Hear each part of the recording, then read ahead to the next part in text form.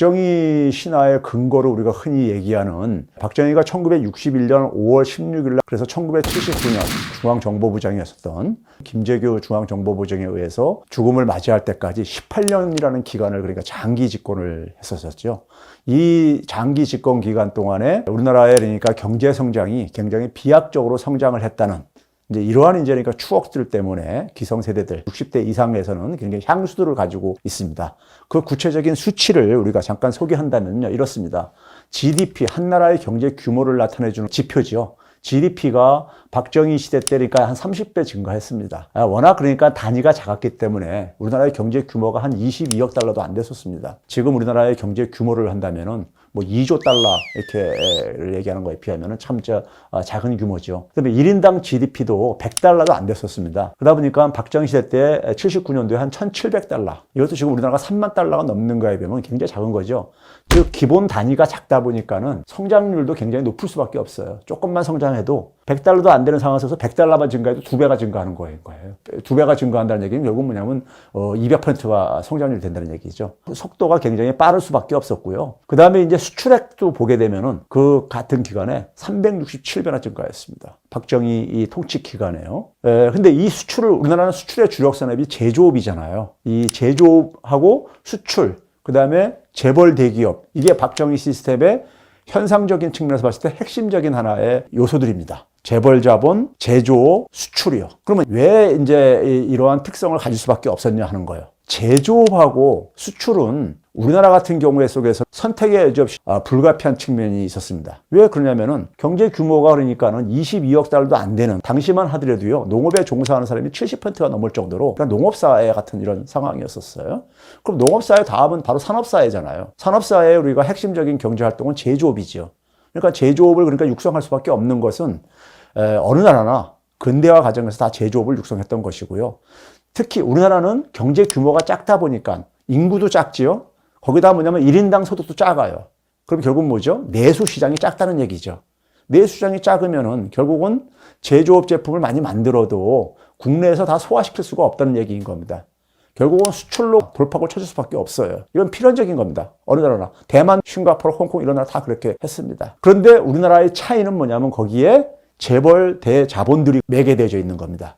사실 우리나라의 재벌 기업들, 삼성, 현대자동차 보게 되면 다 주력 산업이 제조업이잖아요. 그리고 우리나라의 수출의 주력 부대는 대기업입니다. 중소기업이 아니라요. 근데 옆에 나라인 대만은 수출의 주력 단위가 중소기업이에요. 그 차이가 이제 우리가 어디서 비롯되어지는 걸 한번 좀 보도록 할게요. 그래서 우리가 성장률하고 제조업 성장률, 수출 증가율이 같이 움직입니다.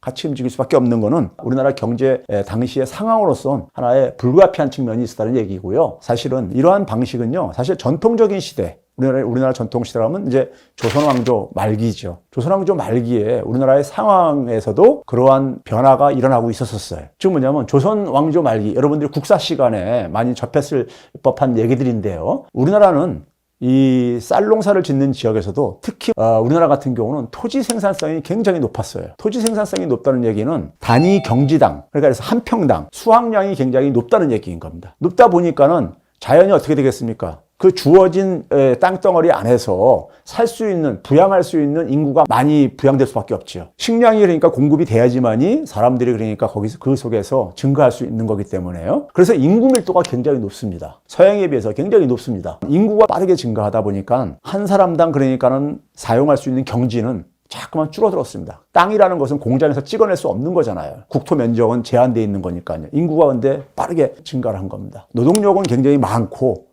토지는 경제적으로 적은 이러한 조건을 조선왕조 말기에 그러니까 우리가 직면하게 됩니다. 그런 상황 속에서 우리가 사람들이 그러니까 결국은 토지가 굉장히 희소하니까요. 토지 소유에 대한 욕망이 굉장히 강할 수밖에 없습니다. 우리나라가 지금도 보게 되면은 토지, 땅에 대한 한을 많이들 갖고 있는 이유가 기성세대일수록 자기 땅 한 평 갖는 거, 이걸 굉장히 그러니까 농민들은 굉장히 오랫동안 그러니까 하나의 갈망했던 이유가 이 땅이 기본적으로 인구에 비해서, 노동력에 비해서 적었기 때문에 그렇습니다. 그러한 상황 속에서 결국 뭐냐면 우리가 이제 일반 생산자들, 민중들이 어떠한 삶을 살았는가 잠깐 우리가 간다면 여러분 잘 알고 있는 얘기입니다. 임진왜란과 병자호란을 겪으면서 임진왜란을 1592년에 우리가 발발했죠. 7년 전쟁이라고 하고 그다음에 17세기 1600 우리가 30년대 또 병자호란을 겪게 되죠. 청나라의 침입으로요. 이걸로 인해 가지고 국가 질서는 완전 붕괴가 되어집니다. 왜 그렇습니까? 왕으로 상징되어지는 국가가 왕이 그러니까 야반도주를 하잖아요. 선조가 그러니까요. 즉 뭐냐면 왕의 존재 이유는 기본적으로 백성의 생명과 안전 재산을 보호해줄 의무가 있습니다. 현대국가는 마찬가지예요. 근데 지 혼자 살겠다고 먼저 야반도주를 한 거예요. 그러면 왕의 정통성은 완전히 붕괴돼 버리죠. 자신의 할 역할을 안 했으니까요. 우리가 한국전쟁 났을 때 이승만이 당시에 한강철교 폭파시키고 야간 도주했던 거나 똑같은 하나의 장면인 겁니다. 국민들이 없는 그러니까 백성이 없는 그러니까 왕이라는 게 무슨 의미가 있겠어요. 국가가 그러니까 당시에 왕으로 대표되어지는 이 국가 질서가 붕괴되어지면서 그러면 누가 가겠습니까? 그 공백을 힘의 공백 지역은요. 지배층들이 다 차지하게 됩니다. 그 지배층들은 조선 전기하고 차이가 있다면 뭐냐면은 조선 후기 양난을 겪고 난 이후에는 누가 실세로 등장합니까? 외세가 실세로 등장합니다. 특히 청나라가 실세로 등장하게 되죠. 그러니까 지배층들이 볼 때는 왕은 무섭지가 않은 거예요. 더 이상. 왕의 권위는 다 바닥에 떨어졌고 백성들한테 그러니까 존경도 못 받고 권위도 더 이상 인정받지 못하는 상황 속에서 지배층들이 그러니까는 자신들의 사리사욕을 채우기 위해서 국가 권력을 하나의 사유화시키고 이런 상황인데 이 상황 속에서도 자기들을 유일하게 위협하는 대상이 누가 있겠습니까? 바로 외세였던 거예요. 그러니까 외세한테만 납작 엎드리면 되는 것이고 국내에서는 자신들의 세상인 거예요. 이런 상황이 그때부터면 얼마입니까? 1600년 전후부터 해가지고 지금까지면 벌써 우리가 몇백 년이 흐른 겁니까요? 2000년까지만 하더라도 400년이 되는 것이고 2000년 이후에 한 20년이 지났으니까 420년이 이러한 상황이 지속되고 있는 겁니다. 조선 왕조가 붕괴되고 난 다음에 어떻게 됐습니까? 식민지 권력. 소위 그러니까 일본이 들어와가지고 그다음에 조선 안에서 그러니까 지배층들은 누구였습니까? 일본에 그러니까는 기생을 하면서 외세에 그러니까 기생을 하면서 조선의 민중들을 그러니까 탄압하고 억압하고 자신들의 사리사욕을 채우는 이런 존재로 전락을 하잖아요. 해방 이후에는요. 남북이 분단되어지면서 그 당시도 마찬가지로 분단은 외세에 의해서 결정되어졌죠. 우리가 지난 가을에 검찰개혁에 대한 국민들의 이 욕구가 나온 것도 검찰이든 경찰이든 간에 우리나라 경찰, 검찰은요 굉장히 기형적인 하나의 존재입니다. 선진국가들에 비해서. 그 이유가 어디에 있냐면요. 우리나라의 검찰 조직, 경찰 조직은요 식민지 시기에 그러니까는 경찰, 검찰의 기원을 두고 있어요. 식민지 시기의 경찰, 검찰은요 일본의 경찰, 검찰하고도 또 차이가 있습니다.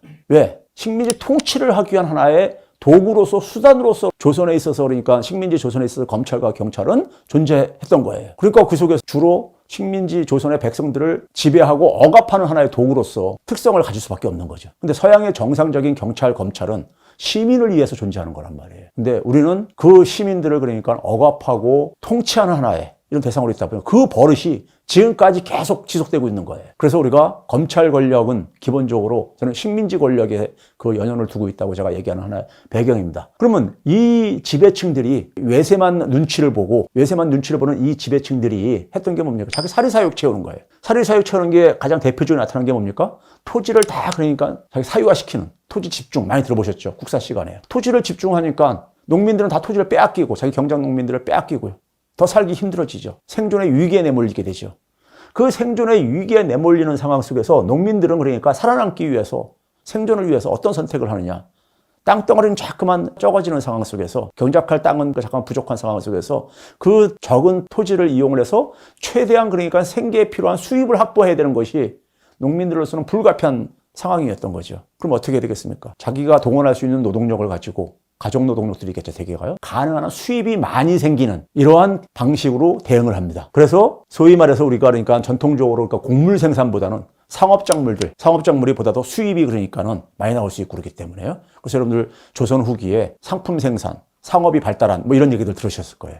그 배경이 거기에 있습니다. 이게 농민들의 생존을 그러니까 우리가 해소하는 데 도움이 되어지기 때문에요. 그럼 이러한 상황 속에서 당시의 조선 후기에 그러니까 국가가 완전히 국가 질서가 붕괴된 상황 속에서 조선을 개혁하자는 사람들의 대표적인 흐름이 뭐였습니까? 실학파, 북학파 이런 사람들이 있었잖아요. 그렇죠? 그 사람들 주장들을 한번 봐보세요. 실학파의 대표적인 인물로 여러분들이 기억하는 게 다산 정약용이라든가 이익이라든가 이런 사람들이잖아요. 이 사람들이 되게 주장했던 게 뭡니까? 여전제, 균전제 이게 토지개혁이었어요. 토지를 그러니까 기본적으로 농민과 그 다음에 국가가 공동 소유하는 이런 형태였었습니다. 근데 그거를 지배층들이 다 사유화시켜버리다 보니까 농민들도 살기 힘들고 국가도 그러니까는 빈곤해지는 이러한 문제를 해결하기 위해서 토지개혁을 얘기를 했던 것이고 여전제나 균전제가 바로 뭡니까? 토지를 다 똑같이 그러니까 우리가 모든 농민이 균등하게 그러니까 우리가 사용할 수 있도록 하는 이런 제도 개혁을 이렇게 했던 것이죠. 그 다음에 우리가 예를 들어서 북학파 같은 경우는 누가 있습니까? 대표적인 박제가 같은 분이 주장했던 게 뭡니까? 박제가의 여러분들 북학의라는 책을 아마 기억하실 텐데요. 이 주로 상공업 활성화 그리고 해외 무역 이런 거가 있었어요. 왜? 농민들이 적어진 자기들이 사용할 수 있는 제한된 땅을 가지고 최대의 수입을 만들려니까는 상업작물들을 많이 재배를 할 필요가 있었어요. 근데 상업작물은 기본적으로 가족이 소비하기 위한 것이 아니라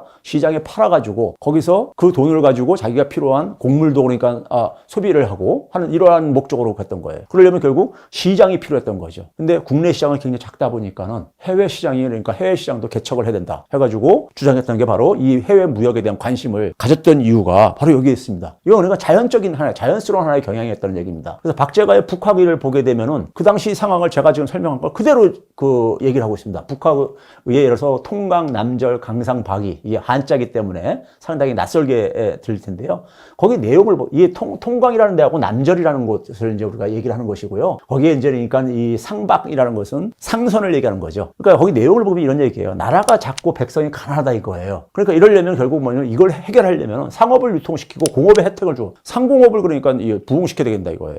부흥시키고 그다음에 상공업을 부흥시키려면 기본적으로 뭐냐면 통상이 해외하고 통상 국내에다가 다 그러니까 팔 수가 없으니까요. 상공업 제품은 그러니까 개인이 다 소비하기 위해서 되게 만드는 제품들이 아니거든요. 그래서 통상을 강조했던 거예요. 이게 그러니까 제조, 수출 당시에도 그러니까 이런 걸 그랬던 거예요. 이건 어떻게 보면 선택의 여지가 이것뿐이 없었다는 얘기죠. 그런 점에서 이제 그러니까는 이 개방, 시장 개방 이런 것을 그러니까 기본적으로 주장했던 것은 이미 조선시대 말기에도 그랬다 이거예요. 그 다음에 이제 우리가 저러한 개혁이 실패를 하죠. 왜? 지배계층의 완강한 저항으로 인해 가지고요. 자신들이 사적으로 소유하고 있는 것을 다 내놓으라고 하고 앉았으니. 그래서 결국은 어떤 식으로 했습니까? 농민들이 더 이상 살기 힘든 상황 속에서 벌어진 게 농민전쟁이었었죠. 대표적인 것이 동학농민전쟁이었었죠. 동학농민전쟁에서 농민들이 그러니까 얘기했던 내용들, 이 패전개혁에 소위 요즘으로 얘기하는 동학농민군들이 점령한 지역의 해방구죠. 해방구에서 그러니까 통치를 하는 하나의 원칙으로 제시한 것들을 보게 되면은 조선 후기에 조선 말에 이 농민들이 그러니까는 이 생존 문제를 어떻게 해결할 수 있겠는가가 그냥 그대로 담겨 있어요. 정확하게 그러니까는 문제를 인식을 하고 있던 거죠. 처음에 뭐냐? 신분제 폐지. 전통적인 사회가 근대 사회로 가는 데 속에서 어느 나라나 다 우리가 겪었던 거잖아요. 정치 부정 척결, 지배계층이 그러니까 독점하고 국가 질서를 피폐화시키는 이런 것들을 척결한다는 거고, 대부민이 뭡니까? 부자들. 이게 뭐 권력을 갖고 있고 부자들에 대해서. 그다음에 일본에 대한 투쟁, 반일본 투쟁. 외세가 그러니까는 기본적으로 조선 농민의 어려움의 근원이라는 것을 알고 있었던 거예요. 그러니까요. 그리고 토지개혁. 토지를 그러니까는 모두가 균등하게 나눠서 경작할 수 있도록 하자는 이런 얘기를 합니다. 그러니까 동학농민전쟁에서 당시에 그러니까 생산자 농민들이 지향했었던 하나의 새로운 사회는 어떤 사회였느냐. 백성 전체가 다 신분해방이니까는, 신분제 폐지니까는 신분적으로 다 평등한 사회. 우리 오늘날 사회는 우리가 신분적으로 모두가 평등하잖아요. 법 앞에 평등한. 그게 우리가 근대사회의 특성이잖아요. 거기다가 뭐냐면 경제적인 평등까지 그랬던 거예요. 왜? 토지에 대한 평균 문장. 토지를 다 그러니까 균등하게 나눠서 경작하게 하자 이거예요. 그러니까 경제적 평등까지 그랬던 거예요. 신분적 평등뿐만 아니라 경제적 평등까지 지향했던 거예요. 그런 점에서 서양하고의 차이가 있습니다. 서양은 그러니까 우리가 소위 부르주아 사회로 넘어가지만은 그런 점에서 공동체적인 사회 질서를 지향을 했어요. 그러면서 뭐냐면은 서양처럼 소위 말해서 상공업 발전이라든가 시장 개방 이런 것들을 마찬가지로 지향을 했어요. 저는 그런 점에서 우리 전통사회가 지향한 길은요, 서양 같은 경우는 대개, 영국 같은 경우는 개인주의가 발달하는, 개인주의에 기초한 자본주의였었다면은 우리는 뭐냐면 개인주의하고 공동체주의가 결합된 하나의 이건 새로운 실험이었던 거예요. 그러니까 서양과는 다른 독자적인 근대화의 길이었었고요. 이게 결국은 근데 어떻게 했습니까? 일본 제국주의 침략에 의해서 이게 좌절된 거예요. 지금 우리 보게 되면은 남한은 자본주의, 북한은 그러니까 어쨌든 간에 굉장히 왜곡되어져 있지만은 어쨌든 간에 공산주의를 지향하는 나라이고, 그게 바로 보겠습니다. 전통적에서는 공동체주의고 남한은 그러니까 자본주의와 개인주의 이런 거예요. 이거를 그러니까 우리가 통합시켜야 되는 거니까 문제가 전통적인 시대에 지향을 했었던 얘기입니다.